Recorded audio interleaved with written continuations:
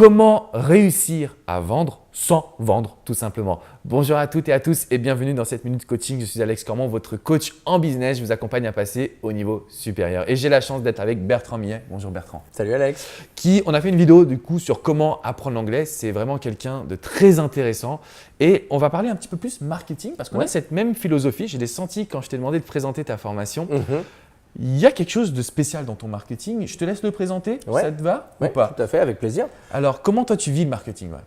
Alors, moi aujourd'hui, je vis le marketing lorsque je regarde ce qui se fait de l'extérieur. Je trouve qu'il y a plein de choses géniales. Par contre, parfois, quand je regarde un petit peu les collègues pratiquer, il y a des choses où j'ai l'impression qu'on marche un peu sur la tête. C'est-à-dire qu'au bout d'un moment, j'ai l'impression que le marketing se regarde tellement le nombril qu'il est devenu un système fou. Ce que j'appelle un système fou, c'est que c'est un système qui ne comprend plus dans la grande image où est-ce qu'il est. C'est-à-dire à quoi il sert, mais en fait qui ne fonctionne plus que sur lui-même. C'est l'exemple de l'école.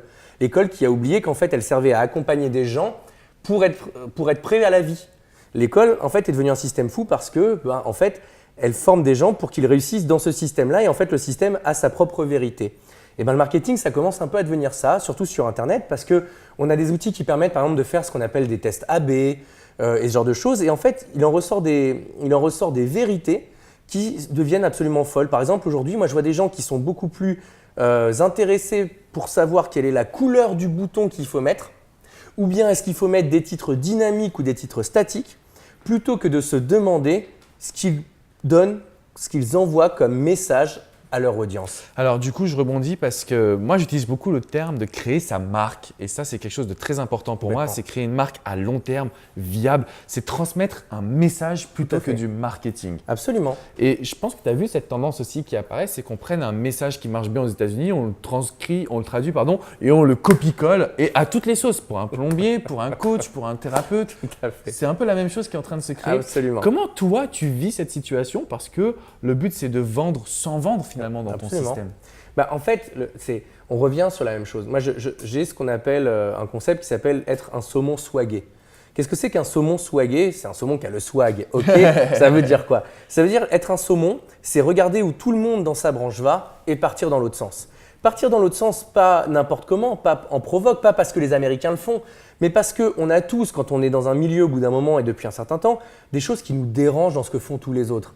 Et c'est là où on est unique. C'est que moi, par exemple, j'adore le marketing, j'adore le web marketing, mais quand je vois mes potes faire, il y a des trucs où tout le monde a l'air d'être d'accord et moi, je suis là en train de me dire, mais non, il faut aller dans l'autre sens. J'imagine par exemple toi en séduction, il y a plein de choses que tu vois, mais tu es aujourd'hui tellement expert que tu connais les grands courants et tu sais aussi toi en quoi tu en diffères. Et c'est là où on est pour moi un véritable expert. Et donc le saumon, c'est déjà celui qui est capable de connaître les grandes tendances et de savoir où lui, il peut aller en arrière parce qu'il n'est pas d'accord. Et pourquoi swaguer? Parce qu'après, il faut l'assumer.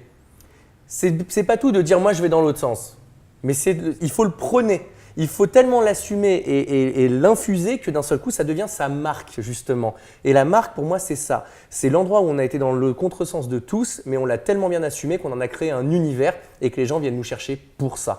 Et c'est super important quand vous réalisez cette action, si tu me le permets Bertrand, bien sûr. Pour rajouter quelque chose, c'est vraiment l'idée de ne pas partir, comme tu le disais, dans tous les sens. Ce n'est pas juste j'assume quelque chose qui est complètement loufoque, c'est j'assume et surtout je peux l'expliquer pourquoi. Et parce que c'est moi. Exactement. Et c'est ça en fait qui est vraiment important, c'est que ce n'est pas un truc que j'ai été chercher chez les Américains, chez les Turcs, chez les Grecs, chez les autres marketeurs. C'est un truc qui juste résonne en moi profondément. Quand j'écoute tout le monde dire ça, moi ça m'exaspère. Alors je ne peux pas donner d'exemple pour tout le monde, je peux en donner que pour moi. Mais par exemple, moi, dans l'apprentissage des langues, quand j'écoutais tout le monde dire « une fois que t'es plus enfant, t'es foutu dans l'apprentissage des langues », ça m'a donné envie d'exploser un truc pareil. Et donc, j'en avais marre que tout le monde dise ça. Pareil, les gens disaient tous, et j'ai fait cette erreur au départ, « apprenez une langue comme un enfant ». Et c'était le grand slogan marketing de tous les gens pour l'apprentissage des langues. C'est une erreur de dingue, c'est une erreur de fou, c'est horrible parce que les adultes apprennent plus vite que les enfants les langues. Donc en fait, on est en train de dire essayez d'apprendre un truc comme vous n'êtes pas. Et donc c'est tous ces trucs-là où et je serais complètement OK que des gens soient d'accord avec ces messages-là. C'est juste que moi, comme je ne l'étais pas, je l'ai assumé, je suis parti dans l'autre sens et j'en ai fait ma marque à moi. C'est ça pour moi la marque. Je comprends et je suis entièrement d'accord. Et du coup, on a eu pas mal de discussions ensemble. Je sais que tu as créé de nombreuses entreprises sur Internet, mais aussi dans le dur. Je pense que c'est ta grande particularité. Du coup, ma question, c'est sur quoi tu te focalises vraiment? Est-ce que tu prends le temps de benchmarker pendant une semaine? Qu'est-ce que tu as là dans le cœur? Quelle est ton âme de ton business, etc. Si tu devais donner un conseil à ces personnes qui sont là aujourd'hui, plutôt que de regarder la couleur du bouton, ça serait quoi concrètement? Alors, le truc, c'est à un moment donné de partir de quelque chose déjà dans lequel vous êtes expert. Et je sais que ça, c'est pas politiquement très correct, c'est pas très actuel ce que je suis en train de dire, parce que tout le monde est en train de dire au contraire, faites n'importe quoi, ça va marcher, vous allez pouvoir devenir expert en 3 minutes. Moi, j'y crois pas 2 secondes. Je pense que monter un business, ça demande déjà d'apprendre plein de choses. Si en plus, il faut que j'apprenne la chose que je suis censé vendre aux autres, je m'en sors pas. Donc déjà, partir d'un truc qu'on connaît bien, d'un truc dans lequel on a déjà des avis tranchés, d'un truc dans lequel on a déjà des vérités, des contre-vérités. On sait déjà qu'on est en accord avec eux, mais plutôt en désaccord avec eux. Bref, un truc dans lequel on est un peu expert déjà. Et comme ça va permettre, dans un second temps, d'identifier ce qu'on a d'unique par rapport aux autres beaucoup plus facilement. Et une fois qu'on a remarqué en quoi on est unique, plutôt que d'en faire une faiblesse avec laquelle on va se tracasser en se disant « Oh mais mon Dieu, je suis le seul à dire ça », c'est de prendre le temps de documenter pourquoi est-ce que peut-être ce qu'on dit, c'est pas si bête que ça, de le documenter par des datas, de le documenter peut-être en regardant ce que d'autres peuvent vous dire aussi qui irait dans le même sens que moi, et puis aussi à un moment donné, de l'assumer, de l'expliquer par mon histoire personnelle et en fait finalement de construire mon image autour de ça. Et finalement de le prôner, de le prôner, de le prôner, de le prôner. Et si je suis capable de dire à quelqu'un, et ça c'est pour moi c'est le meilleur message marketing, c'est vous voyez pourquoi est-ce que vous êtes aujourd'hui dans cette galère-là? Eh bien vous avez déjà sûrement vu toutes les solutions que proposent mes concurrents. Oui.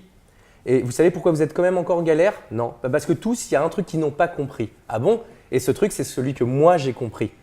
Ah d'accord. Et en fait pourquoi c'est logique? Parce que A, B, C, D, E, F. Ah bah oui effectivement maintenant que tu me le dis c'est logique. Et bien ça, on pourrait tous le faire avec tous les angles uniques de tout le monde. Et ben pour moi, c'est ça la base du marketing polarisant. Et derrière, par contre, ce qui est important, c'est d'arriver sur un marketing consistent, on dit en anglais, c'est-à-dire cohérent. C'est qu'une fois que j'ai fait ça, c'est que ça, il faut que je l'applique à tout depuis le jour où on m'a rencontré pour la première fois jusqu'à mon SAV. Tout doit être en cohérence totale avec ça. C'est-à-dire que si j'ai décidé de faire du service premium, ultra confortable et tout, il n'est pas possible que quelqu'un appelle mon SAV et qu'il doive attendre 20 minutes.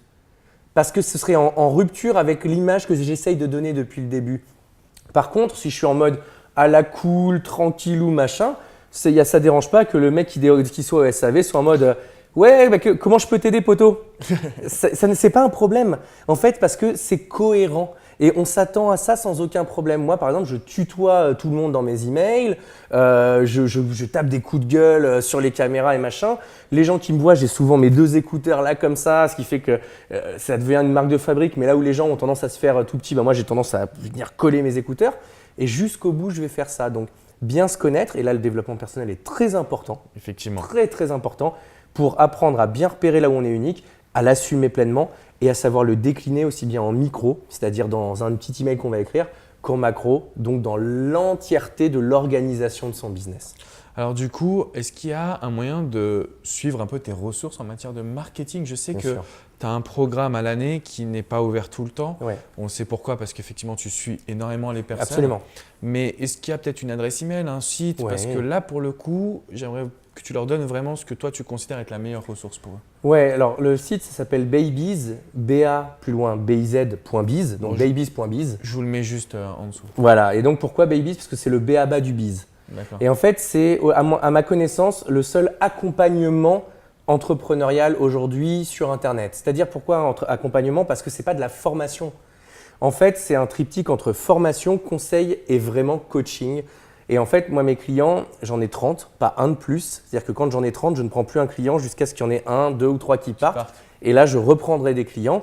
Et c'est un accompagnement dans lequel j'accompagne les gens depuis « Tiens, je me mettrais peut-être bien à l'entrepreneuriat, j'ai vraiment envie en ce moment, je sens l'appel » jusqu'à leur succès. Et je ne les lâche pas. Et c'est à un point où je pense que chacun, je dois les avoir entre 1 et 5 fois par semaine, par SMS, par texto, par machin. Et je veux avoir un niveau d'intimité, de proximité avec eux qui fait que si je marche dans la rue et que je vois une affiche ou je lis un truc dans le journal qui me fait penser à leur business, snap, je leur envoie, je fais tiens, va faire une recherche là-dessus, ça doit être intéressant. Je veux savoir où ils sont partis en vacances, comment s'appellent leurs enfants. Je veux connaître vraiment leur entièreté pour pouvoir être au max avec eux. Et tu pourras d'ailleurs en témoigner. Je vais jusqu'à les mettre en relation lorsque c'est pertinent avec des gens de mon réseau, puisque je te disais il n'y a pas très longtemps, tiens, j'aimerais bien que tu rencontres une de mes clientes qui a un truc qui est un petit peu proche du tien. Et ça pour moi, ça fait partie pleinement de ça. C'est marrant ce que tu me dis parce que moi-même, j'accompagne de jeunes femmes qui créent un magazine féminin et je leur ai proposé justement, mais tout de suite, mais venez, on va faire une vidéo, votre projet, il est juste énorme. Et en fait, c'est un vrai rôle qu'on a, parce qu'on a un peu la même philosophie d'accompagnateur finalement. On vous aide parce que, je ne sais pas si ça t'a fait ça, mais je me suis aperçu que l'entrepreneuriat, pour moi, c'était l'école de la vie. Ça a changé mon quotidien. C'est vrai. Et je pense que ça a été le cas pour toi parce que tu es entrepreneur depuis encore plus longtemps que moi. Et ça, c'est dingue, je trouve. C'est totalement ça. C'est une façon d'être, c'est une posture face au monde. C'est une vraie posture face au monde, face à la vie, face aux épreuves, face à tout. Et entrepreneur, c'est en premier une posture. Pour moi, l'entrepreneur, c'est la même posture que le magicien. La plupart des gens, quand ils sont confrontés à quelque chose dans la vie, la question qui se pose, c'est quoi ? Et souvent, ça se transforme même en question binaire, c'est oui ou non. Donc en gros, il y a un problème, c'est oui, je peux, non, je peux pas. Ou qu'est-ce que c'est que ce problème ? L'entrepreneur, comme le magicien, la question qui se pose, c'est comment ? Comment j'en fais quelque chose ? Comment j'en tire du bénéfice ? Comment je m'en sors de ce truc-là ? Et ça change absolument tout. C'est-à-dire qu'un entrepreneur, quand il lui arrive une tuile, il se dit comment je m'en sers pour en faire un truc extraordinaire de ce truc-là ? Clairement. Et c'est une vraie posture, c'est un vrai mindset unique.